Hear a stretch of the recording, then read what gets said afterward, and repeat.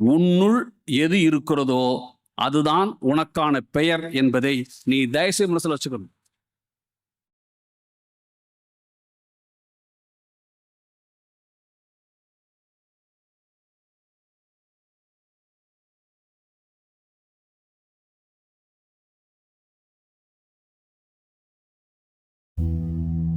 இந்த வீடு செங்கலால் மாத்திரம் அல்ல,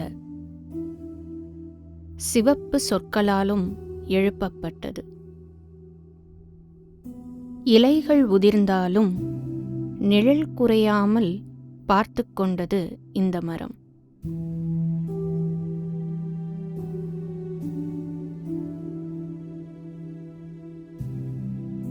இந்த மேஜை நிறைய அழுத்தங்களை பார்த்துவிட்டது. ஆனாலும் கொண்ட கொள்கைகளை ஒருபோதும் கைவிட்டதில்லை. இங்கிருக்கும் பேனாக்கள் காகிதத்தை மட்டுமல்லாமல் மனங்களையும் தொட்டது. இந்த அறை ஒரு வாசல், இரு ஜன்னல் கொண்ட இடமல்ல, இது திறந்த சிந்தனைகளின் மையம். இந்த அறையின் காற்றில் காகித மனமும் புரட்சியின் வாசனையும் கலந்தே இருந்தது. இந்த அறை காலத்தை தாண்டி நிற்கும் ஒரு சிந்தனைக்கான முகவரி. புத்தகங்களும் மனிதர்களும் இங்கே சம மரியாதை பெற்றனர். நெடுஞ்செழியன் வாழ்க்கையை வாழ்ந்த மனிதன். நந்தலாலா அதை வார்த்தைகளாக விட்டுச் சென்ற மாமனிதன்.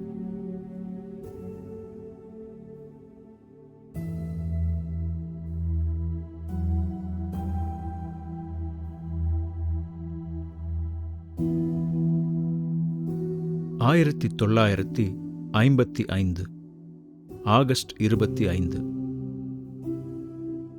தமிழ்நாட்டின் அழகு நிறைந்த சிற்றூர் குன்றாண்டார் கோவில். அங்கேதான் நெடுஞ்செழியன் இந்த உலகை முதன்முறையாக பார்த்தார். பின்னாளில் அதே மனிதன் கவிதையின் உலகத்தில் நந்தலாலா என்ற பெயரில் அறியப்பட்டார். தந்தை கே.டி. சிங்காரவேலு ரயில்வே துறையில் ஸ்டேஷன் மாஸ்டர். நேரத்தின் மதிப்பை வாழ்க்கையாக கற்றுக் கொடுத்தவர். தாய் தனம், வார்த்தைகள் குறைவு, ஆனால் அன்பு நிறைவு. தஞ்சாவூர் மாவட்டம் பூந்தோட்டம் என்ற சிற்றூர். 8ஆம் வகுப்பு வரை அவரின் உலகம் அந்த கிராமமே. காலம் நகர்ந்தது. வாழ்க்கை அவரை திருச்சிக்கு கொண்டு வந்தது.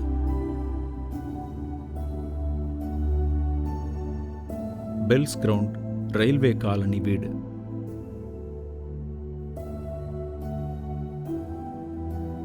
அங்கிருந்து தினமும் பயணம் செய்து 1973 முதல் 76 வரை நேஷனல் கல்லூரியில் பிஎஸ்சி இயற்பியல், 1979-80 பெங்களூரில் பாதுகாப்புத்துறை, 1980 முதல் 82 வரை திருச்சி பாரத மிகுமின் தொழிலகம். இயந்திரங்களின் சத்தத்திற்கு நடுவிலும் ஒரு கவிஞன் அவருக்குள் எப்போதும் மௌனமாக துடித்தான். அதன்பின் இந்தியன் வங்கியில் அவர் பணியில் சேர்ந்தார். அவரது ஒவ்வொரு எழுத்திலும் ஒரு உறுதியான நிழல் இருந்தது. அது அவரது துணைவி திருமதி ஜெயந்தி. 20-1-1983 ஆரம்பித்த அந்த இணைவு அவரது வாழ்வின் அடித்தளம்.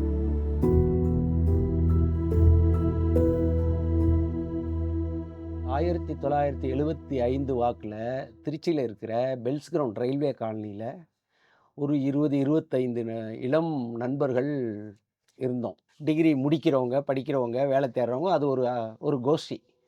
இளைய இளைய பருவத்தில் என்ன செய்வோம்? எல்லாரும் கூடி கூடி பேசுறது, சிரிக்கிறது இப்படி தான் காலம் போய்க்கிட்டு இருந்துச்சு. அப்ப தான் நந்தலாலா இந்த குரூப்ல ஒரு முக்கிய நபரா உருவெடுத்தாரு. நந்தலாலாவுடைய அப்பா டி.கே. சிங்காரவேலன்கிறவரு ஒரு திராவிட இயக்க பாரம்பரியத்தில வந்தவர். அதனால எப்பொழுதும் இவங்க வீட்டுக்கு போனோம்னா, அவங்க அப்பா, நந்தலாலா, நாங்க எல்லாரும் வந்து அரசியல் கருத்துக்கள பல்வேறு தளங்கள்ல விவாதிப்போம். அப்படித்தான் நாங்க வந்து மெல்ல மெல்ல ஒரு சாதாரண இளைஞனா இருந்து ஒரு சமூக அக்கறை உள்ள ஒரு சிந்தனைவாதிகளா மாறுனது வந்து அந்த காலகட்டத்தில தான். அப்ப தான் நாங்க எல்லாரும் சேர்ந்து பாரதி இளைஞர் இயக்கம்னு ஒரு அமைப்ப ஆரம்பிச்சோம். அது எதுக்குன்னா, ஒண்ணும் இல்ல. நம்ம அறிவ விருத்தி பண்ணிக்கிறதுக்கு, சமூக அக்கறைய மேம்படுத்துறதுக்காக தான் அப்படி நாங்க ஒரு அமைப்ப ஆரம்பிச்சோம். அதே நேரத்தில பிஹெச்இஎல்ல இருக்கிற பரமானந்தம்ங்கிற முகில் வந்து சோலைக்குள்கள்ங்கிற கவிதை ஏட ஆரம்பிச்சிருந்தாரு. நந்தலாலா எங்க எல்லாரையும் அந்த கவிதை ஏட்டுக்குள்ள இழுத்துக்கிட்டு போனாரு. அங்கே தான் செழியன்னு இருந்த நந்தலாலாவா உருப்பெற்று கவிதை எழுத ஆரம்பிச்சாரு. பாரதி இளைஞர் இயக்கம், சோலைக்குள்கள்ங்கிற இந்த இந்த பின்னணியில தான் நாங்க வளர்ந்து ஆளானோம்.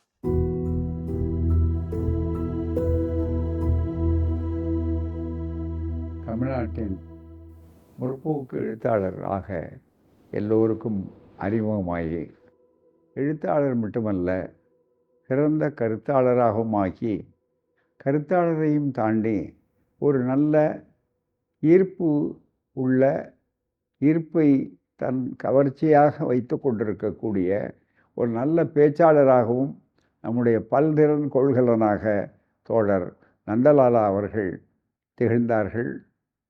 அந்த அவருடைய ஆற்றல் மறையாத ஒன்று. உடல் மறைந்திருக்கலாம், அவருடைய உள்ள நட்பு உணர்வும் அவருடைய பண்பாடும் யாரையும் எல்லோரும் எளிதில் பழகி பயப்படுத்தக்கூடிய ஒரு ஈர்ப்புணர்வும் அவருடைய தனித்தனி தன்மைகளாகும். எழுத்தாற்றல், பேச்சாற்றல், சிந்தனையாற்றல் இவைகளையெல்லாம் பெருமளவுக்கு பாராட்டி உற்சாகப்படுத்துவதற்குத்தான் அவருக்கு பெரியார் விருது கொடுக்கப்பட்டது. அப்படிப்பட்ட நேரத்திலே அவர்கள் எல்லையற்ற மகிழ்ச்சி இருந்தார்கள்.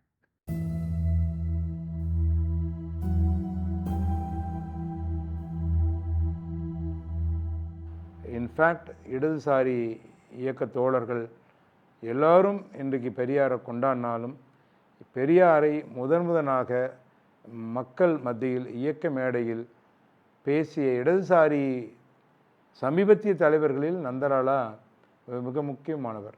பெரியாரை தொடாமல் அவருடைய பேச்சு வந்து முடியவே முடியாது. சமூக அக்கறை உள்ளவர்கள் எல்லாருமே மார்க்சியம், அம்பேத்கரையும் அதை போலவே பெரியாரையும் மூன்றும் வந்து இணைந்து செயல்பட வேண்டும்னு சொல்லுவாங்க. நந்தலாலா அப்படி சொல்ல மாட்டார், ஆனால் அதை தான் அவர் செஞ்சார். அவரை பொறுத்த வரைக்கும் இந்த மூன்று விஷயங்களையும் இணைத்து பார்க்காமல் அவர் எந்த வேலையும் செய்தில்லை. அவர் கடைசியாக நடத்தின வள்ளலார் 200, வைக்கம் 100 என்கிற விஷயம் உட்பட அனைத்து நிகழ்வுகளிலுமே இது ஒரு உள்ளுரையாக இருந்து அதன் வழியாகத்தான் அவர் செயல்பட்டிருக்கிறாரு. தாமியாசா கூட்டங்களில் பெரியாரிய கருத்துக்கள் ஓங்கி ஒலிப்பதற்கு முதல் காரணமாக இருந்தது வந்து நந்தலாலா தான். அது பெரியார் இல்லாமல் தமிழ் சமூகம் மாற்றங்கிறது வாய்ப்பு இல்லைல்ல. அப்போ இது சுய சிந்தனை. தோழர்களே, ஏதோ ஒரு வகையில் கருப்போ சிவப்போ, கருப்பு சிவப்போதான் தமிழோடு நடைபோடுகிறது என்பதை பானைத்தடம் சொல்வதாக அவர் சொல்லல, நான் சொல்றேன். அப்படி வச்சுங்க.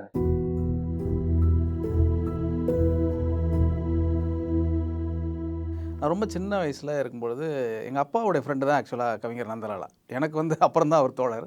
எங்கள் அப்பாவும் அவர் தோழர் தான் சொல்லுவார், நானும் ஒரு தோழர் தான் சொல்லுவோம். ஏன்னா ஒரு இடதுசாரி இயக்கத்தில் அப்பா இயங்கிட்டு இருக்க காலத்தில் தஞ்சாவூரில் நடக்கக்கூடிய தாமயசா கூட்டங்களுக்கெல்லாம் வந்து அவங்க பேசுவாங்க. அப்போ சின்ன கூட்டங்களில் போய் பார்க்கும்பொழுது அவருடைய கவிதைகள், அவர் பேசுகிற துணி ரொம்ப பிடிக்கும். ரொம்ப இயல்பாகவே அவர் எல்லாரையும் இருக்கக்கூடியவர்.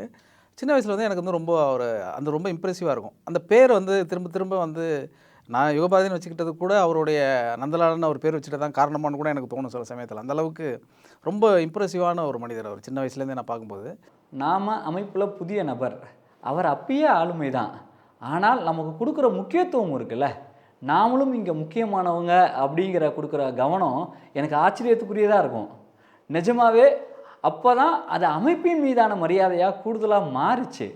யாரை புதிதாக சந்தித்தாலும் சரி, அவருக்கு அமைப்புக்கு ஒருத்தர் புதுசாக வந்திருக்காரு, அதையெல்லாம் தாண்டி எந்த மனிதருக்குமான மரியாதை, தனி மனிதரை மதிப்பதில் அவருக்கு சமம் அவர்தான்.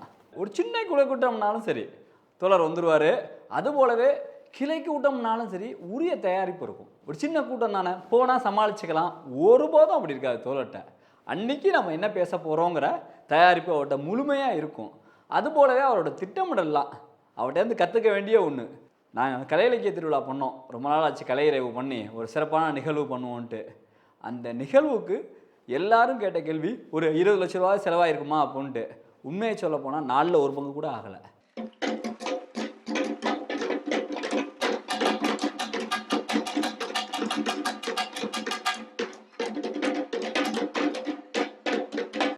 அவருடைய தொடர்புகள் தான். தன்னுடைய தொடர்பை எல்லாத்தையும் அமைப்போடு எப்படி பயன்படுத்திக்கலான்னு தான் பார்ப்பார். இப்போ கூட வாசிப்பு இயக்கம் ஒவ்வொரு மாதமும் பண்ணுறோம். நான் ஒரு நிகழ்ச்சிக்கு போனேன்ப்பா, அங்கே ஒரு டாக்டருடைய மண்டபம்னாரு, மாதம் ஒரு நாள் எங்களுக்கு தாங்க அப்படின்னாரு. அந்த மண்டபத்தில் இப்போ வரைக்கும் நாங்கள் வாசிப்பு இயக்கம் நடத்துகிறோம். அந்த அளவுக்கு ஷார்ப்பாக ஒரு விஷயத்தை கவனித்து சொல்ல முடியுமாங்கிறது இல்லை, அது அவர்கிட்ட இருக்கும். அது தனித்தன்மை தான். அவர் உண்மையிலேயே பேராளுமை தான். ஆனாலும் தமிழ்நாடு முற்போக்கு எழுத்தாளர் கலைஞர் சங்கத்தினுடைய அமைப்பிற்கு அவர் ஆற்றியிருக்கிற பணி மகத்தானது. எவ்வளவு பெரிய இயக்கத்தை அவர் கையில் ஒப்படைத்தாலும் அதை மிகவும் இலகுவாக, அதை ஒரு சுமையாகவே இல்லாமல் மிகவும் இலகுவாக நடத்தி காட்டுவார். இது அவர் அமைப்புக்கு அவர் செய்த ஒரு மிகப்பெரிய பங்களிப்பு என்று நான் கருதுகிறேன். அவர் வாழ்ந்த இடங்களில் எல்லாம் இருக்கக்கூடிய நல்ல இதயங்களோடு அவர் கொண்டிருந்த உறவு தான் அவருடைய இயக்கத்துக்கான பலமாகவும் அமைந்தது. அவருடைய தனிப்பட்ட உறவுகளை இயக்கப் பணிகளுக்காக மடைமாற்றிய ஒரு பெரிய முன்னுதாரணம் அவரிடமிருந்து நாங்கள் கற்றுக்கொண்டிருக்கின்றோம்.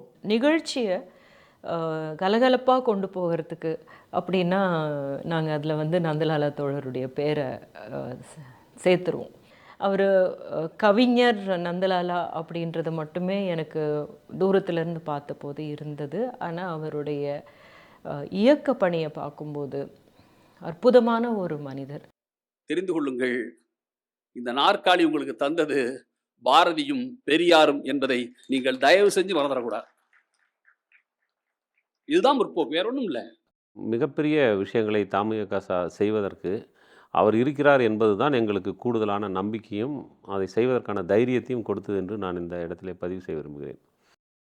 தேசிய கல்விக் கொள்கை 2019 இங்கு வரைவறிக்கையாக வெளியிட்ட போது அந்த வரைவறிக்கை என்கிற நிலையிலேயே அது இந்த நாட்டு மக்களுக்கு எதிரானது என்கிற கருத்து தமிழ்நாடு முற்போக்கு எழுத்தாளர் சங்கத்துக்கு உருவானது. அப்படி உருவான உடனேயே அதை எதிர்த்து ஒரு மாநாட்டை நடத்த வேண்டும், மாநில மாநாட்டை நடத்த வேண்டும் என்று யோசித்த போது தோழர் நந்தலாலா தான் சொன்னார். அதை திருச்சியிலே நாங்கள் நடத்தி தருகிறோம். தமிழ்நாடு முழுவதும் இது மிகப்பெரிய கருத்தியல் தளத்தில் பெரிய தாக்கத்தை உருவாக்கக்கூடிய அளவிற்கு செய்ய வேண்டும் என்றால் அதற்குண்டான அனைத்தையும் நாம் செய்ய வேண்டும். அப்படி நடத்தினால்தான் இது ஒரு பேசுபொருளாக மாறும் என்று அமைப்பை உந்தி தள்ளியதில் அவருக்கு ஒரு மிகப்பெரிய பங்குண்டு. அந்த மாநாடு நடத்திய பிறகுதான் தேசிய கல்விக் கொள்கை பற்றி தமிழ்நாட்டில் மட்டுமல்ல நாடு தழுவிய ஒரு விவாதம் கிளம்பியது. அந்த மாநாட்டில் கொடுக்கப்பட்ட அழுத்தத்தின் காரணமாகத்தான் தேசிய கல்விக் கொள்கையை விமர்சித்து எதிர்த்து பல்வேறு தரப்பிலிருந்தும் குரல்கள் வந்தன. குறிப்பாக தமிழ்நாடு அரசு தேசிய கல்விக் கொள்கையை நிராகரிப்பதற்கும் மாநில கல்விக் கொள்கை குழு என்று ஒன்றை அமைத்து ஒரு தனியான கொள்கையை வகுப்பதற்கும் அந்த மாநாடு தான் வழிவகுத்தது. உண்மையில் அதற்காக தமிழ்ச்சங்கமும் என்றைக்காவது தாமுகாசாவின் நினைவுறுமானால் அதில் நந்தலாலாவின் பெயரும் இருக்கும் என்று நான் நினைக்கின்றேன்.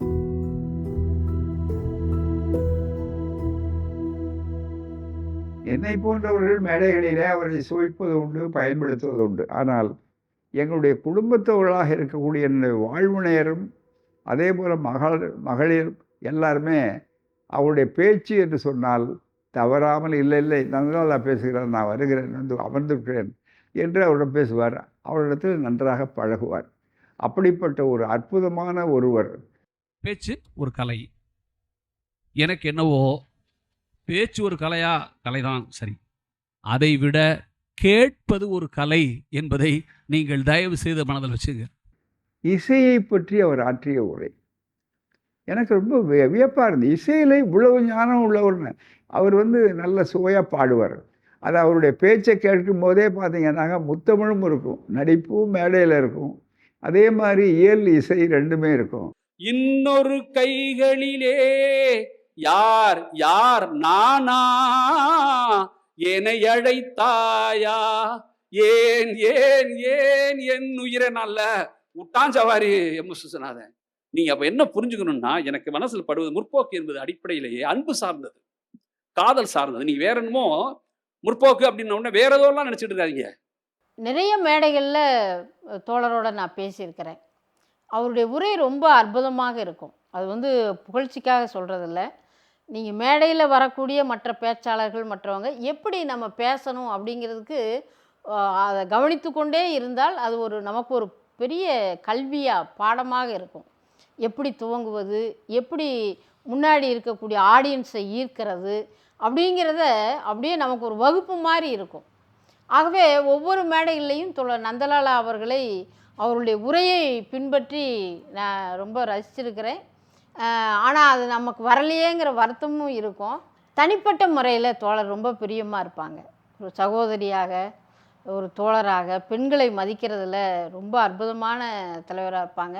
நல்ல ஞாபகம் வச்சுங்க, எவன் தன்னலம் மறுக்கிறானோ அவன்தான் பிறருக்கு நலம் செய்வான் என்பதை நீங்க மனசுல வாங்கி வச்சுக்கணும். 85, 6லேருந்து 40 ஆண்டுகளாக நாங்கள் வந்து 90% மேடைகளை ஒன்றா பேசியிருக்கோம். முதல்ல வந்து நாகப்பட்டினத்தில் இந்தியன் வங்கி ஊழியராக தாமியசா நிகழ்ச்சி அமைப்பாளராக இருந்தார். நந்தலாலாவாக இருக்கட்டும், மதுக்கூர், நான் 3 பேரும் 45 வருஷமாக நண்பர்களாக இருக்கோம். மாறி மாறி பேசிக்கிட்டு இருக்கோம். எந்த வேறுபாடும் வந்ததில்லை. ஏன்னா எங்கள் 3 பேருக்குமே தெரியும், நாங்கள் பொழப்புக்காக பேசலை. எங்களுக்கு எங்களுடைய கருத்துக்களை சொல்கிறதுக்கான ஒரு வாய்ப்பாக நினச்சோம். அதனால தான் அந்த நட்பு வந்து கடைசி வரைக்கும் நீடிச்சுது. பெரிய வேடிக்கை என்னென்னா, ஒரு 10-15 ஆண்டு கழித்து தான் நந்தலாலா எனக்கு உறவினர்னு நான் தெரிஞ்சுக்கிட்டேன், என்னுடைய மனைவி மூலமாகவும் சம்பந்தி மூலமாகவும்.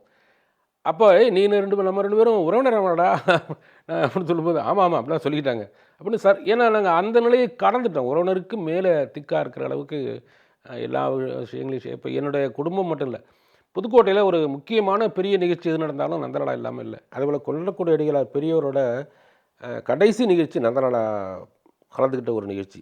ஆனால் அதில் வந்து அவர் அழுதார். இவ்வளவு காலங்கள் கழிஞ்சும் ஜாதியை ஒழிக்க முடியாமல் நான் இந்த மக்கள்கிட்ட ஜாதியை இதோட போகிறேனேன்னு அழுதார். அது வந்து நந்தலாலா சொல்லிகிட்டே இருப்பார் எல்லா கூடத்துலேயும். இதுதான் நம்ம பார்க்க வேண்டிய வேலை. அதனால் பணம், சம்பாத்தியம் இதெல்லாம் அப்பாற்பட்டு சமூகம்னு வரும்போது அதுக்கான தேவையை தன்னை பேச்சாளராக அதனால தான் வடிவமைச்சுக்கிட்டார். தமிழ் பேச்சுலகத்தில் சில ட்ரெண்ட் செட்டர்னு சில பேர் சொல்லுவாங்க. உதாரணமாக ஜீவாவை சொல்லுவாங்க, மேடை கலைவாணர் நன்மாறன் அவர்களை சொல்லுவாங்க. என்னை பொறுத்தவரை நந்தலாலா அவர்களும் கூட ஒரு ட்ரெண்ட் செட்டர் தான். கலைவாணரை பற்றி மேடைகளில் நந்து அளவுக்கு யாரும் பேசுனது கிடையாது. எம்ஜிஆர் ரசிகராக வருகிற ஒரு பேச்சாளனை கூட எம்ஆர் ராதா ரசிகனாக மாற்றிவிடக்கூடிய ஆற்றல் நந்தலாலாவுக்கு உண்டு. இந்த இடம் தான் ராதா நின்ன இடம். ஏன்னா இந்த சேலத்தில் தான் ராதாவின் நாடகத்தை பார்த்த அண்ணா பெரியாருக்கு ராதாவை அறிமுகப்படுத்தினார் என்பது வரலாற்று குறிப்பு, மறந்துடாதீங்க. ஒரு ஆள் கடவுளே எதுக்கு வந்து உட்கார்ந்தாலும் நான் சொல்கிறதாண்டா சொல்லுவேன், நீ என்ன வேணாலும் பண்ணிக்க என்று சொல்கிற ஒரு கேரக்டர். இன்னொருத்தன் என் சுயசாதியை கூட விமர்சித்தாலும் நீ சொல்வது நேர்மை என்றால் நான் ஒப்புக்கொள்வேன் என்று சொல் நெஞ்சு துணிச்சொல்ல கணேசையர். மறக்காதீங்க, அந்த கணேசையரையும் வாட விட மாட்டேங்கிறாங்க, இந்த ராதாவையும் வாட விட மாட்டேங்கிறாங்க. பெரியாரியம், மார்க்சியம், அம்பேத்கரியம் இது மூன்றையும் இணைந்த ஒரு கலவை தான் நந்தலாலா. அதே போல் மக்களுக்கு பெரிதும் வழிகாட்டக்கூடியது சிலப்பதிகாரமாக, மகாபாரதமாக, ராமாயணம்லாம் பேசியிருக்கோம். நான் இளவன் நந்தலாலா. இவர் வந்து மகாபாரதம்னு பேசுவார். அதுபோல் கலைவாணரை அந்தளவுக்கு மக்கள்கிட்ட கொண்டு போனதுலேயும் நந்தலாலாவுக்கு ஒரு மிகப்பெரிய பங்கு உண்டு. பேசுகிறதுக்கு அழகாக ஒரு சீட்டு தயாரித்து வச்சுருப்பார். பேசுகிறதுக்கு முன்னால் ஒரு அழகாக ஒரு சின்ன, நான் கூட விளையாட சொல்ல, மாப்பிள்ளை நீ இன்னும் பிட்டடிக்கிறத விடவே இல்லையா அப்படின்னு. நாங்களாம் அந்த நேரத்தில் என்ன தோணுதோ அது ஒரு ஒழுங்கு இருக்கும், என்ன பாயிண்ட் பேசணும் அப்படின்னு. அதுபோல் சொற்களையும் கருத்துக்களையும் தேர்வு செய்கிற ஒரு அற்புதமான பேச்சாளர் தான். ஒரு ஆழ்ந்த வாசிப்பாளர் அடிப்படையில். நிறைய புத்தகம் வந்து நீங்கள் ஜானகிராமன், புதுமை பித்தன், அதுபோல் நீங்கள் ஐடியாலஜின்னு எடுத்துக்கிட்டிங்கன்னா கூட அம்பேத்கருடைய எல்லா தொகுப்பையும் படிச்சிருக்காரு, பெரியாருடைய எல்லா தொகுப்பையும் படிச்சிருக்காரு. அதுலேருந்து நீங்கள் தனித்த உரையாடல்களை ரொம்ப நுட்பமான பல விஷயங்களை சொல்லுவார். அண்ணாவினுடைய பேச்சு வந்து அப்படியே ஆகர்ஷிக்கக்கூடியது. ஆனால் பெரியாருடைய பேச்சுங்கிறது ஒரு வேல் வச்சு குத்துற மாதிரி இருக்கும், இதில் அலங்காரம் இருக்காது, அது ஆயுதம், இது ஒரு அலங்காரம் அப்படின்னு சொல்லுவார். தந்தை பெரியாருடைய எழுத்து முறையை பற்றி சொல்வார்கள், serious reading, very simple expression என்று சொல்வார்கள். பெரியார் எழுத்தில் சமூகத்தை மாற்றி போட்ட சிந்தனைகள் நிறைய இருக்கும், நிறைய மேற்கோள்கள் இருக்கும். அவர் படித்த பல விஷயங்களை சொல்வார். அதெல்லாம் அவருடைய சீரியஸாக அவர் படித்த படிப்பினுடைய வெளிப்பாடு என்றால், எக்ஸ்பிரஷன் இருக்குல்ல, சொல்ற முறை, அது மிக மிக மிக எளிமையாக இருக்கும் என்று சொல்வார்கள். இசையிலையும் நடனத்திலையும் இலக்கியத்திலையும் யார் யாரெல்லாம் பங்களிப்பு கொடுக்குறாங்களோ அவங்களுக்கு தேர்வு செய்து கலைக்காவிரி விருது வழங்குறது வழக்கம். அந்த வகையில் திரு கவிஞர் நந்தலால் அவர்களுக்கு கலைக்காவிரி விருது வழங்கி சிறப்பித்தோம்.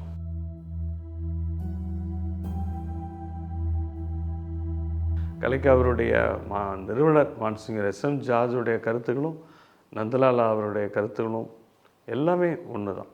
அடித்தட்டு மக்களுக்கும் எல்லாம் கிடைக்கணும், இந்த ஒரு பார்வை தான் எங்கள் எல்லாரும் ஒன்று சேர்த்தது. எல்லாருடைய கவிதைகளையும் மேடையில் சொல்லுவார். அவர் அகச்சிறப்பாக கவிதை எழுதுவார். ஆனால் அவர் மேடையில் வந்து பேசும்பொழுது, வேறு ஏதாவது ஒரு விவாதங்களில் பங்கு பெறும்பொழுது அவர் மனசுக்கு பிடிச்ச கவிதைகளை சொல்லுவார். அது வந்து எனக்கு ரொம்ப ஒரு எக்ஸ்ட்ரா குவாலிட்டியாக இருக்கும். இயல்பாக ஒரு கவிஞர் வந்து தன்னை முன்னிலைப்படுத்திக்கிறது தான் முக்கியமானது.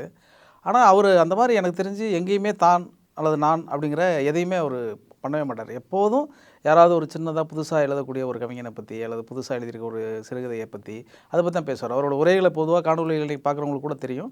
அவர் இந்த மேற்கோள்கள் காட்டுறது அப்படிங்கிறதே கூட இன்னொருத்தரோட படைப்பாக தான் இருக்கும். நான் ஒன்று எழுதியிருக்கேன் பாருங்கள் அப்படின்னு அவர் சொன்னதே கிடையாது. எனக்கு அது ரொம்ப பிரமிப்பாக இருக்கும்.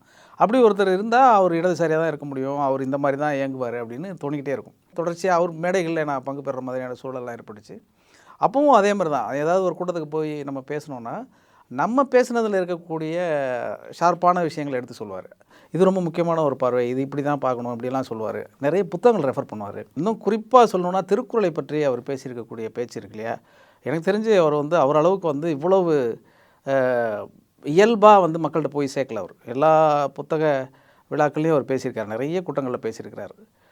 அதுவும் கவனிக்க வேண்டிய இன்னொன்று வந்து ஒரு இடத்துல பேசினா இன்னொரு இடத்துல பேச மாட்டார். குழல் யாழ், ஒரு குழந்தை 3 ஒப்பிடுறார் அவர். அப்போதான் அவனுக்கு என்ன தோணுதுன்னா, முத்தம் தருவதால் பிறக்கிற இசை தருவது குழல், கட்டி தழுவதலால் இசை தருவது யாழ். எனவே குழந்தையை சொல்கிற போது கூட கட்டி தழுவுதலுக்கு யாழையும் முத்தமிடுதலுக்கு குழலையும் சொல்லுகிற பெரும் படைப்பாளி வள்ளுவன் என்பது நமக்கு புரியுது. யாரையுமே கடிந்து கொண்டதா எனக்கு தெரியவே இல்லை. மேடையில் வந்து பேசிகிட்டு இருக்கும்பொழுது எதாப்புல 4 பேர் பேசினாங்கன்னா மேடையில் திட்டுறவங்களெல்லாம் நான் பார்த்துருக்கேன். சும்மா இருக்க மாட்டிங்களா அப்படின்னு சொல்லுவாங்க. இவர் அதுமாதிரி சொல்லவே மாட்டார். நான் சொல்லுவேன், அவங்களுக்கு டிஸ்டர்பாக இல்லையா அப்படின்னா, இல்லை அவங்க நம்ம பேசுனதை பற்றி தான் ஏதோ பேசுகிறாங்க, பேசட்டும் அப்படின்லாம் சொல்லுவார். அந்த அந்த அந்த மேனரிசம் வந்து எனக்கு ரொம்ப பிடிக்கும். இப்படி ஒருத்தர் எப்படி லெகுவாக இருக்க முடியும்? இவர் ரொம்ப ஜாலியாக இருப்பார், ரொம்ப கூலாக இருப்பார். அதாவது உணர்வை வந்து கடத்திக்கிட்டே இருக்கக்கூடிய ஒரு மனிதன். சிலருடைய உரை வந்து ரொம்ப ட்ரையாக ஒரு ரிஜிடாக இருக்கும். இவர் வந்து ஒரு ஜனரஞ்சகமாக இருக்கும், ஆனால் கருத்து செறிவாக இருக்கும். அவர் வந்து எங்கேயோ ஒரு பட்டிமன்றத்தில் ஒரு சிரிப்பு ஜோக் சொல்லி சிரிக்க வச்சிடலாங்கிற நோக்கத்தில் பேசுகிற மாதிரி தெரியாது. ஒரு கனமான விஷயத்தை எளிமையாக சொல்கிறதும், அவர் சிந்திக்க வேண்டிய ஒரு விஷயத்தை ஒரு நகைச்சுவையோடு சொல்கிறதும், இப்படி அவர்கிட்ட ஒரு மேஜிக்கல் மிக்ஸ் இருக்கிற மாதிரி தான் நான் பார்த்துருக்கேன். மனிதர்கள் மரணத்தை வென்றது யாகம் வளர்த்தல்ல, யோசித்து.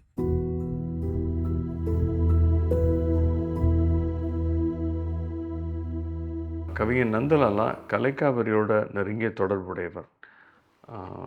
முதல்ல அவர் நல்ல மனித நேய மிக்கவர், எல்லா மதத்தாரையும் மதிக்கக்கூடியவர். பொதுவாக அவர்கிட்ட நம்ம வேறுபாடுகளே பார்க்க முடியாது. ஒரு எளிய மனிதர், நல்ல முற்போக்கு சிந்தனைகளை கொண்டவர். அவருடைய பார்வை வந்து ரொம்ப பெரிய பார்வை. அவர் எல்லாரையுமே சமமாக நினைக்கக்கூடியவர், மதன்ற வேறுபாடே கிடையாது. அதனால் சிறுபான்மையினர் இந்த சோகால்டு பெரும்பான்மையினரால் அவங்க நசுக்கப்படுறாங்கன்ற செய்தியை வந்து அவர் உள்வாங்கி வச்சுருந்தார். அதனால் அவங்களுக்கும் அந்த ஈக்குவாலிட்டி கிடைக்கணும், மத சிறுபான்மை அப்படின்ற அந்த ஒரு இதை வந்து அவங்க பெற்றிருந்தாலும் அவங்களும் எல்லாருக்கும் கிடைக்கக்கூடிய உரிமைகள் அவங்களும் பெற்றிருக்கணுன்றதுக்காக அவங்களோட நல்லா பழகி அவங்களுடைய சிறப்புகளை மற்ற இடத்துல வெளிக்கொண்டு வருவதெல்லாம் செய்திருக்கிறார். தொண்டி, கொற்கை, வஞ்சி இந்த பெயர்கள் இங்க மட்டும் இல்ல, பாகிஸ்தான்ல இருக்கு, ஆப்கானிஸ்தான்ல இருக்குன்னு உடனே எனக்கு அப்பதான் முதல்ல பலாறு படிச்சேன். பரவாயில்லடா, பாயெல்லாம் நம்ம சொந்தக்காரங்கதான்டா என்ற முடிவுக்கு நீங்க வரலாம். சிறுபான்மையினருக்கு எதிராக ஒரு சட்டம் கொண்டு வந்தப்போ ஹீ ஃபெல்ட் இட் இஸ் அவருடைய சொந்த துன்பம் மாதிரி வருத்தப்பட்டார். அது வந்து என்னை ரொம்ப ரொம்ப பாதித்தது. அதனால் உடனடியாக அவர் சொன்னார், ஒரு கூட்டம் போடுவோம், அப்போ வந்து அந்த கூட்டத்தை நல்லா ஆர்கனைஸ் பண்ணுவோம் அப்படின்னு சொன்னார். பின்னாடி நின்று கடுமையான ஒரு உழைப்பை கொடுத்தாரு. வரலாறுங்கிறது யாரை பற்றி பெரும்போதி பேசும்? ஜெயித்தவனை, முக்கியமானவனை பற்றி பேசுவது வரலாற்றினுடைய பெரும்பகுதியான வேலை. அப்படின்னா இந்த எளிய மனிதர்களை யார் பேசுவது? இந்த எளிய மனிதர்களை பேசுவது எனக்கு தெரிந்த இலக்கியங்கள் மட்டும்தான். அதிலும் குறிப்பாக கவிதைகள் மிகச் அற்புதமாக எளிய மனிதர்களை பேசுகிறது.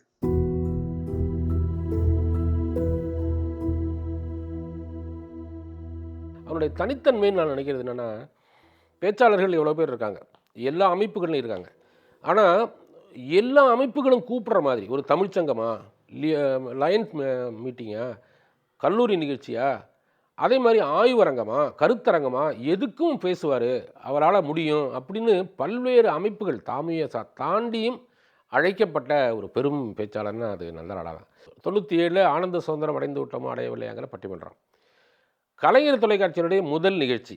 அதிலிருந்து ஒரு 15 ஆண்டு தீபாவளி, பொங்கல், சுதந்திர தினம், குடியரசு தினம், இப்படி ஒரு 10 நிகழ்ச்சி ஆண்டுதோறும் வரும்.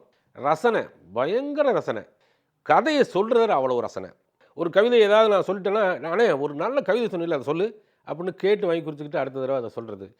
நல்ல கதைகளை அவங்க பேர் சொல்லி அந்த நிகழ்ச்சிக்கு ஏற்றவாறு பொருத்தமாக அப் டு டேட்டாக நீங்கள் கூவழகர் சாமியில் ஆரம்பித்து தமிழ்ச்செல்வன் வரைக்கும் கதைகளை, மேலாண்மை பொன்னிச்சாமி கதையெல்லாம் அவன் சொல்லும்போது கேட்குறவங்க அழுவாங்க. அப்படி ரசனையான ஒரு மனிதன். பகல் நேரத்து பேசஞ்சர் வண்டி அன்றைக்கி லேட்டாக வரும், இரவில் வரும். இரவில் வந்த பேசஞ்சர் வண்டி புறப்படும் போது கொஞ்ச நெஞ்சம் இருந்த வெளிச்சங்களையும் வாரி சுருட்டி கொண்டு போனது என்று ஜெயகாந்தன் கதை எழுதுவார். நீங்கள் இதை மாதிரி சொற்கள் தான் உங்களை வந்து சொக்க வைக்கிற விஷயங்கள். அந்த முற்போக்கு சிந்தனைகளை சொல்வதில் பயப்பட மாட்டார். ஒரு தைரியமாக மேடைகளில் பல மேடைகளில் பேசியிருக்கிறார். மதமாற்ற தடை சட்டம் அப்போ இருந்து முதல்வர் ஜெயலலிதா அவங்க கொண்டு வந்தப்போ அதுக்காக தமிழ்நாடு முழுவதும் சிறுபான்மையினர் எல்லாம் சேர்ந்து குரல் கொடுத்தப்போ இவர் அங்கே மேடையில் பேசினார். நான் அப்போ சுப்பிரமணியபுரம் பங்கில் இருந்தேன். அதனால் அவருடைய பேச்சுகளை அப்போலேருந்து நான் கேட்டுட்டு வரேன். கலைக்காவிரிக்கு வந்ததுக்கப்புறம் அவரோட நெருங்கி பழகிறதுக்கு ஒரு வாய்ப்பு எனக்கு கிடச்சிச்சு. அவர் கேட்டார்னா நாங்கள் எதையும் தட்ட மாட்டோம், நிகழ்ச்சிகள் கொடுத்துக்கிட்டு இருக்கோம். அவருடைய தனித்துவம் என்பது எந்த கூட்டத்தில் இருந்தாலும் அவருக்கு ஒதுக்கப்பட்ட வேலைகள், பணிகளில் ரொம்ப தீவிரமாக இருப்பார். அந்த வேலைகளை சிறப்பாக்குவது, வெற்றியாக்குவது என்பதில் தான் அவருடைய தனித்துவம் என்பது இருந்தது. ஒன்று. ரெண்டாவது, அவருடைய உரையும் கருத்தும் வந்து இப்போ எனக்கு ஒரு அடையாளம், கட்சி அடையாளம் இருக்கும். மார்க்சிஸ்ட் கம்யூனிஸ்ட் கட்சி அல்லது அனைத்து இந்திய ஜனநாயக மாத சங்கம் அப்படி இருக்கும். அவருக்கு அப்படியாப்பட்ட அடையாளம் அல்ல. ஆனால் அவரை வந்து உலக நாடுகளும் தமிழ்நாட்டினுடைய பல்வேறு பல்கலைக்கழகங்கள், இது இல்லாமல் திருவிழாக்கள், அதாவது மதம் சார்ந்த, ஆன்மீகம் சார்ந்த திருவிழாக்கள், இவர் பேசுவது முற்போக்கு கருத்துக்களாக இருக்கும். ஆனால் வேளாங்கண்ணி திருவிழாவில் அங்கே வந்து சமூக முன்னேற்றத்திற்கு அறிவியலா ஆன்மீகமா அப்படிங்கிற தலைப்பில் அவர் பேசிகிட்டு இருப்பார். பட்டிமன்றத்தினுடைய இறுதி விடையே சமூகத்தினுடைய முன்னேற்றத்திற்கு அறிவியல் தான் அப்படின்னு அந்த திருவிழாவிலேயே சொல்லுவார். அதை மக்களும் ஏற்றுக்கொள்வார்கள். அப்படி பொதுமக்கள் அவர்கள் சார்ந்த நிகழ்ச்சிக்கு இவர் அழைப்பாங்க. எதனுடைய மதிப்பும் என் பார்வையில் எப்போது உயரும் தெரியுமா உங்களுக்கு? எதனுடைய மதிப்பு அதிகமாக வரும்? ஒன்றை நாம் ஒழுங்காக தெரிஞ்சுக்கிட்டாலும் உயரும். நம்முடைய சொந்த நிகழ்ச்சி நிரலில் நமக்கு வெளியே இருக்கக்கூடியவர்களை வேலை செய்ய வைப்பது, அவர்களை நம்முடைய கருத்தின்பால் கொண்டு வந்து ஒரு இணக்கமான சூழலை உருவாக்கி கொண்டு அவர்களோடு சேர்ந்து நம்முடைய பலத்தை அதிகரித்து கொண்டு மறுபடியும் அடுத்த கட்டத்திற்கு பாய்வது, இதுதான் வந்து தோழர் நந்தலாலா அவர்கிட்ட வந்து நாங்கள் கற்றுக்கொண்ட விஷயமாக நான் பார்க்குறேன். நந்தலாலா விட்டுட்டு போன இடத்த தமிழ்ச்செல்வன் சொன்ன மாதிரி அந்த இடம் அப்படியே வெற்றிடமாக தான் இருக்குது. ஆனால் அந்த வெற்றிடத்தை எங்களுடைய கூட்டு உழைப்பால் நாங்கள் ஈடுகட்ட முயற்சிக்கிறோம். அதுதான் தோழர் நந்தலாலாவுக்கு செய்யக்கூடிய அஞ்சலியாகவும் நன்றியாகவும் இருக்குன்னு நினைக்கிறோம். அவர் கவிஞர், பேச்சாளர், கல செயல்பாட்டாளர், இடதுசாரி, இதெல்லாம் சாரி ரொம்ப ஒரு அற்புதமான ஒரு மனிதன். ஒரு மனிதனை பார்த்து ஒரு சிரிக்கிற சிரிப்பு இருக்கு இல்லையா, அந்த சிரிப்பே வந்து ரொம்ப ஒரு மாதிரி ஆக்கிரும் எல்லாரையுமே. எல்லாரும் உயிர் வாழ்வாங்க, ஆனால் உயிர்ப்போட எத்தனை பேர் இருக்காங்கன்னு சொல்லவே முடியாது. நந்தலாலா நான் நினைக்கிறது வந்து அவர் எல்லா சந்தர்ப்பத்திலையும் உயிர்ப்போடு இருந்த ஒரு மனிதன். சின்ன சின்ன விஷயங்களில் ஒரு கவிதையை பார்க்குறது, சக மனிதன் மீது அக்கறையோடு இருக்கிறது, மேடைகளுக்கு வரும்பொழுது இருக்கக்கூடிய அந்த நாகரிகத்தை கவனிக்கிறது, தனக்கு முன்னால் பின்னால் பேசுகிறவங்களை அங்கீகரிக்கிறது, மேடையில் எவ்வளோ பேர் உட்காந்துருந்தாலும் அத்தனை பேரையும் அட்ரஸ் பண்ணுறது, இதெல்லாம் வந்து அவருடைய ஸ்பெஷல் குவாலிட்டி, ஸ்பெஷல் கேரக்டர் தான்.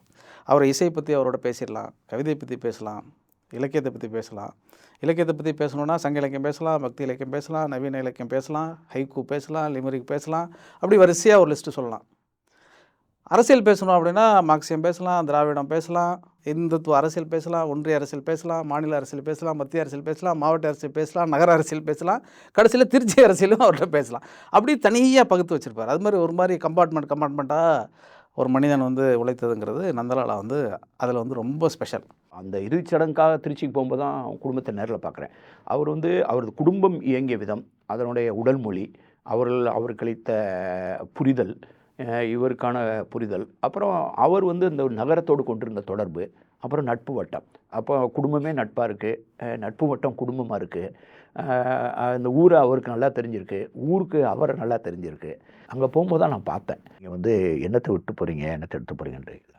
எல்லோரும் ஒரு நாள் வர்றோம், ஒரு நாள் போக போகிறோம். ஆனால் அதுக்கு நடுவில் வந்து எப்படி வாழ்ந்தோங்கிறது ரொம்ப முக்கியம். அந்த வகையில் வந்து நந்தலாலா வந்து ஒரு நிறைவான வாழ்க்கையை தான் வாழ்ந்திருக்காருன்னு எனக்கு தோணுச்சு.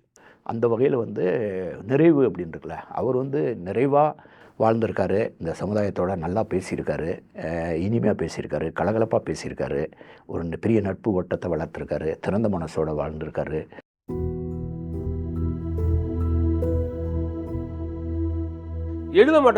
நான் நிறைய புத்தகம் எழுதியிருக்கேன், நீ எழுத மாட்டேங்கன்னு சொல்லுவோம். அப்புறம் திரட்டி ஒரே ஒரு புத்தகம், அது உச்சத்துக்கு போனது விகடன் இதில் ஊரும் வரலாறுங்கிற புத்தகம். அது 2 அமைச்சர்கள் ஒருவர் வெளியிட ஒருவர் பெற்றுக்கொள்ள, நடுவில் நந்தலாலா படம் வந்து பேப்பரெல்லாம் வந்துருந்துச்சு. அப்படி ஒரு தேர்ந்த எழுத்தாளர், எழுத்தை வந்து ரொம்ப குறைச்சிக்கிட்டாருங்கிறது தான் எங்களுக்கு வருத்தம். மிகச்சிறந்த பேச்சாளர், மிகச்சிறந்த மனிதர். வரலாறுங்கிறதே வந்த வழின்னு நினைக்கிறவன். அப்போ நான் வந்து இவருடைய பின்னணி எனக்கு தெரியும். ஏற்கனவே ஒரு தடவை நடந்தாய் வாலி திருச்சிராப்பள்ளின்னு அவர் நண்பர்கள்லாம் சேர்ந்து பல ஆண்டுகளுக்கு முன்னாடியே எழுதியிருக்காங்க. அப்புறம் திருப்பி இந்த ஊரும் வரலாறு பற்றி தொடர் எழுதியிருந்தார் வீட்டில். அது ரொம்ப பாப்புலர் ஆகிருந்தது. அப்புறம் புத்தகமாக வந்தது. அதனுடைய தொன்மை, அதனுடைய வரலாறு இதெல்லாம் சொல்கிறது வந்து இது பல்வேறு காலகட்டங்கள் ஊடாக அது இயங்குகிற அந்த புத்தகம். அந்த புத்தகமே ஒரு வகையான ஒரு ஃப்ளோயிங்காக இருக்கும். அதில் பேசப்படுகிற தற்கால விஷயங்கள் இருக்குல்ல, எனக்கு தெரிஞ்ச அளவுக்கு திருச்சியை சேர்ந்த அந்த நண்பர்களே சொல்லியிருக்காங்க, திருச்சியை பற்றி அவங்களுக்கு தெரியாமல் இருந்த நிறைய விஷயங்களை அந்த புதிய சாளரங்களை இந்த புத்தகம் திறந்து வச்சதுன்னு சொல்லுவாங்க. இந்த எந்த ஊரும் இல்லாத தனித்துவம் திருச்சிக்கு என்ன தெரியுமா? தமிழ்நாட்டில் சாதி கலவரமோ மதச்சண்டையோ நடக்காத தமிழ்நாட்டின் பெருநகரங்களில் திருச்சி தான் இருக்கிறதுன்னு மறந்துடாதீங்க. அவருடைய கட்டுரைகள் எல்லாம் ஆவணப்படுத்தப்படக்கூடிய அளவிற்கு முக்கியத்துவம் வாய்ந்த கட்டுரைகளாக இருக்கும். பெரியார் மாளிகை திருச்சியிலே அதனுடைய சிறப்புகள் என்ன என்பதை பற்றி ஒரு பெரிய ஆய்வே நடத்தி என்னிடத்திலே வந்து கேட்டார். அதுதான் மிக முக்கியமானது. வரலாற்றில் பதிவுக்குரிய மனிதர்களிலே அவர் தலை சிறந்தவர். பேர் கேட்பது உன் அடையாளம், ஊர் கேட்பது அதுவும் உன் அடையாளம் என்பதை நீ மறந்துவிடவே கூடாது. வாழ்க்கையில் வளர்த்த ஊருக்கு, வாழ்ந்த ஊருக்கு நன்றியோடு இருப்பது ஒரு நல்ல செயல். ஊரும் வரலாறும் எழுதுகிறேன், தொடர் எழுதிட்டு இருந்தேன். அந்த புத்தகமாக வருது, அதுக்கு நீங்கள் ஒரு முன்னுரை எழுதுங்கன்னு சொன்னார். எனக்கு கைகாலெலாம் ஆடிடுச்சு. நம்ம சின்ன பையனாக போய் அவர் பேச்சை கேட்டுட்டு அவருக்கே போய் முன்னுரை எழுதுறதெல்லாம் வந்து ரொம்ப, இந்த முன்னுரைங்கிற வார்த்தை அணிந்துரைங்கிற வார்த்தையெல்லாம் விட்டுருங்க, ஏதாவது அனுபவ பதிவு மாதிரி ஏதாவது எழுதித்தரேன் அப்படின்னு சொன்னேன். ஊரும் வரலாறு, ஊர் வரலாறுன்னு சொல்லாமல் ஊரும் வரலாறுன்னு சொல்லுவார். அந்த வள்ளின ரகரத்தை போட்டு ஊரும் வரலாறுன்னு சொன்னால், இதுவே நீங்கள் பாருங்கள், கவிஞனாக தான் நீங்கள் எப்போ பார்த்தாலும் உங்களை காட்டிக்கிறீங்க. நீங்கள் என்ன பேச்சாளர், என்ன எழுத்தாளராக நீங்கள் முயற்சி பண்ணாலும் நீங்கள் ஒரு கவிஞன் தான் அப்படின்னு அவர்கிட்ட சொல்லிக்கிட்டே இருப்பேன். அவர் ரொம்ப ரசித்து அப்புறம் அந்த முன்னுரை எழுதி கொடுத்தேன். அவருக்கு ரொம்ப வியப்பு. அதை விட அந்த புத்தகத்தில் இருக்கக்கூடிய தகவல்கள் வந்து ரொம்ப அசாத்தியமாக தேடியிருப்பார்.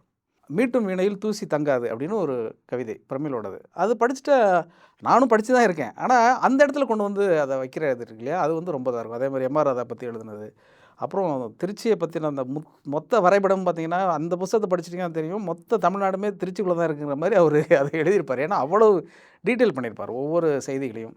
திருச்சிக்காரன் மட்டும்தான் பிறக்கும் போதே ஒரு பள்ளியில் பிறக்கிற வாய்ப்பினை பெற்றவன் என்று நான் திருச்சிக்காரர்களை அறிவாளிகள் என்று சொல்வதுண்டு.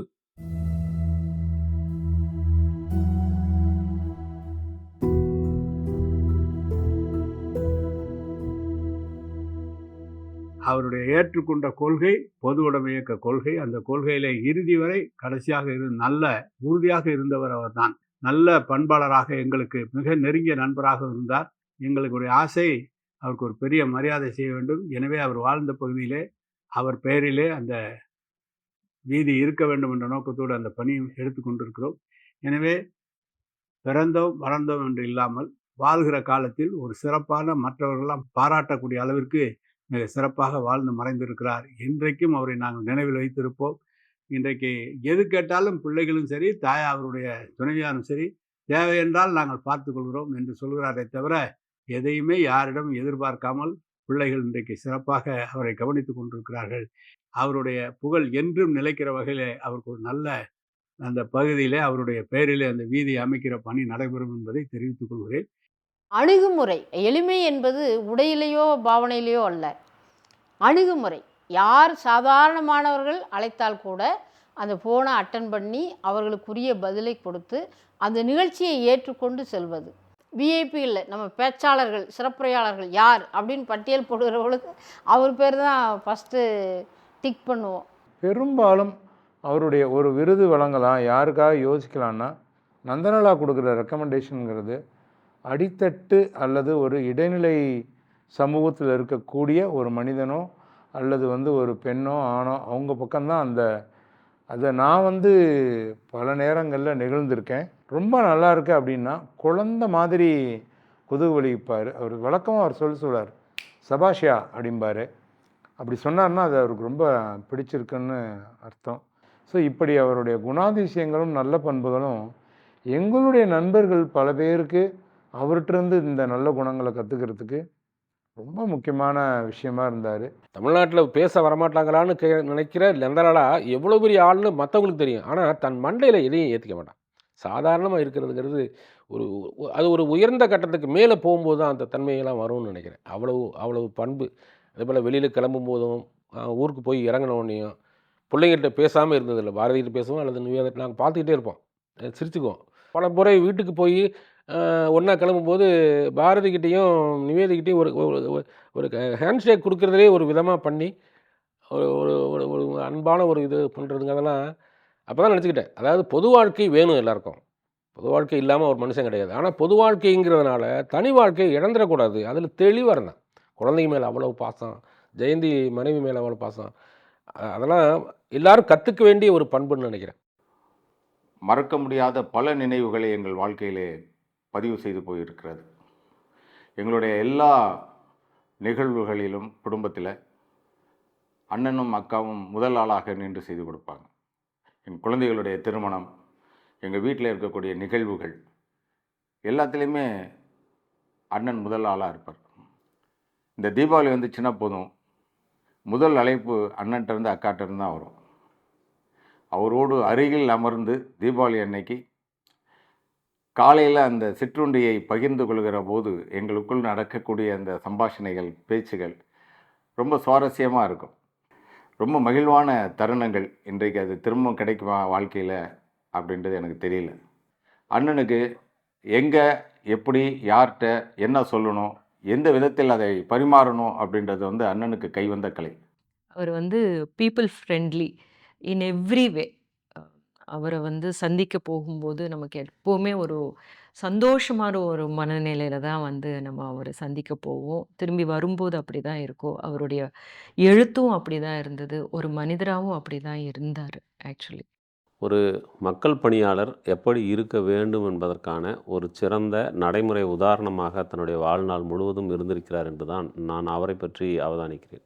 அவருக்கு இன்னொரு முக்கியமான ஒரு இடம் இருக்குது. அது என்னன்னு சொன்னால், கல்லூரிகளில் போய் மாணவர்களிடம் உரையாடுவது. அந்த உரையாடுவதில் நான் இப்போ சமீபத்தில் அவர் தொடர்ச்சியாக ஒரு இடத்துல, என்னுடைய நண்பருடைய கல்லூரி அது, அந்த கல்லூரிக்கு அவர் வந்துக்கிட்டு இருந்தார். இப்போ அவருடைய இறப்புக்கு பிறகு நான் அந்த கல்லூரிக்கு போயிருந்தேன்.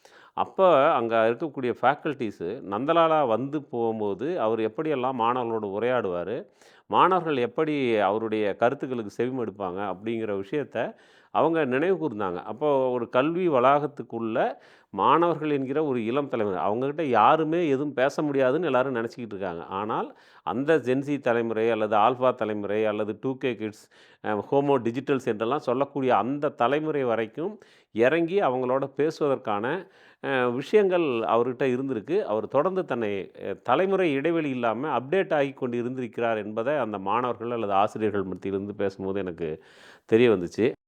நான் இன்னைக்கு என்னவாக இருக்கிறேனோ அதில் வந்து ஒரு 80% நந்தலாலா என்கிற அந்த தோழனால் உருவாக்கப்பட்டது. ஒருவேளை நான் நந்தலாலாவை திருச்சியில் சந்திக்காமல் போயிருந்தால் நான் இன்றைக்கு இந்த இடத்தில் அல்ல, இந்த இருக்கையில் அல்ல, தமிழ்நாடு எனக்கு அல்லது தமிழ் மக்கள் இந்த இயக்கம் என்ன இடத்தை கொடுத்திருக்கிறார்களோ அந்த இடம் என்பது எனக்கு கிடைத்திருக்காது.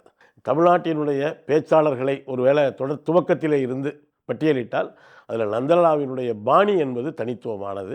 நானே கூட சில மேடைகளில் வந்து ரொம்ப நகைச்சுவையாக கூடுதலாக பேசிட்டு வரும் பொழுது, நகைச்சுவையாக வந்து சிலர் சொல்லணும், ஆனால் அது உப்பு மாதிரி இருக்கணுமே தவிர உப்பை மட்டுமே சாப்பிட முடியாது மாப்பிள்ளை அப்படின்னு சொல்லி மண்டையில் குற்ற மாதிரி சொன்னது நான் இன்னமும் நினைவு வச்சிருக்கிறேன். ஒரு நல்ல பண்பாளரை எழுந்திருக்கிறோம், நல்ல எழுத்தாளர்கள் மறைந்திருக்கிறார், அதை விட நல்ல பேச்சாளர் இருந்திருக்கிறார், எல்லாவற்றையோட நல்ல மனிதர் ஒருவர் நம்மிடமிருந்து பறிக்கப்பட்டார் என்று சொல்லுகிற போது அதில் இருந்து வெளியே வருவதற்கே மிகப்பெரிய கொடுமையாக இருந்தது.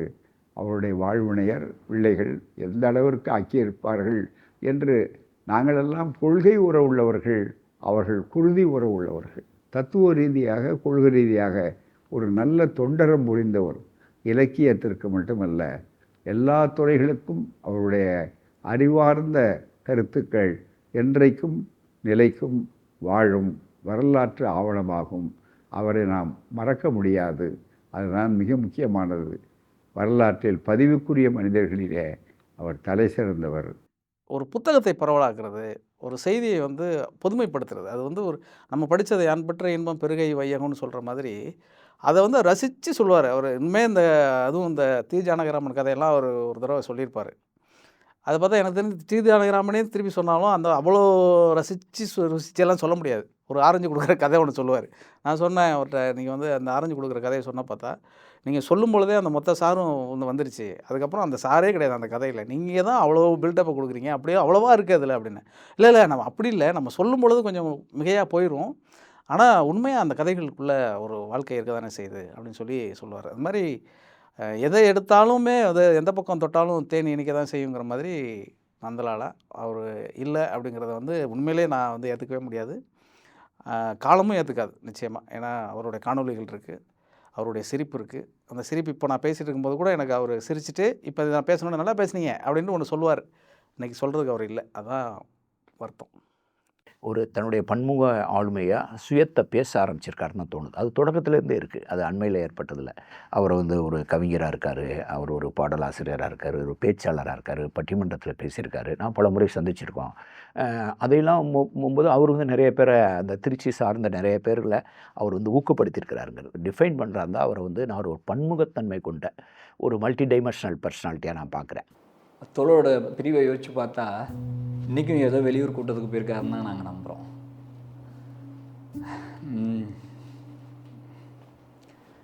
தோழருடைய இறப்புக்கு அப்புறம் உடல் திருச்சிக்கு வருது, அடுத்தடுத்து அப்படிங்கிற யோசனைகள் தோழருடைய மகள்கிட்டையோ அவங்களுடைய இணையர்கிட்டையோ போய் பேசுவதற்கான தைரியம் இல்லை. என்ன பண்ண போகிறோம் தோழர் அப்படின்ட்டு. தோழருக்கு பிடிக்காது ஏதாவது நடந்துருமோன்னு சின்ன அச்சம் இருந்துச்சு. பாரதி தோழர் இயல்பாக வந்தாங்க, அந்த வருத்தத்தோடையும் கண்ணீரோடையும் தான் அதை பகிர்ந்துக்கிட்டாங்க. தோழர் அப்பாவுக்கு பிடிக்காத எதையுமே இங்கே செஞ்சிடக்கூடாது தோழர், எங்களுக்கு அது உத்தரவாக தான் தெரிஞ்சுது. அப்பாவுக்கு பிடித்த பெரியாரை பேசுங்க, அப்பாவுக்கு பிடித்த மல்லூரை பேசுங்க, அப்பாவுக்கு பிடித்த மார்க்ஸை பேசுங்க. ஒவ்வொரு செயல்பாட்டாளருமே தான் குடும்பத்தை எப்படி வழிநடத்தணுங்கிறதுக்கான பாடம் அது. பேசிட்டு போகிறது ஈஸி, தான் குடும்பத்துக்கு கடத்துறது உண்மையிலேயே முக்கியமானது. அதுலேயும் தோழர் நந்தலாலா பாடமாகத்தாங்க இருந்தார்.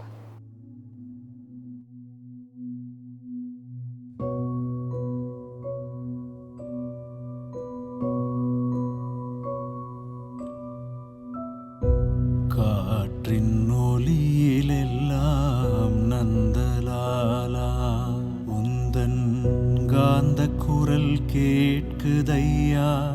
நந்தலாலா காற்றின் ஒலியிலெல்லாம் நந்தலாலா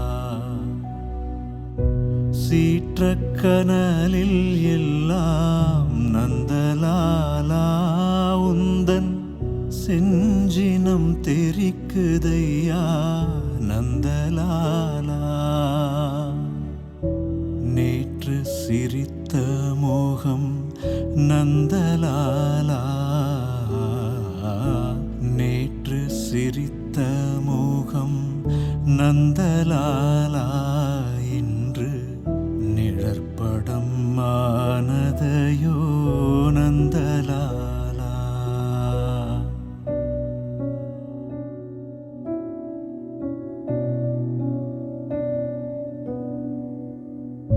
தேற்ற முடியவில்லை நந்தலாலா தேற்ற முடியவில்லை நந்தலாலா எங்கு தேதி கொடுத்து சென்றாய் நந்தலாலா எங்கு தேதி கொடுத்து சென்றாய்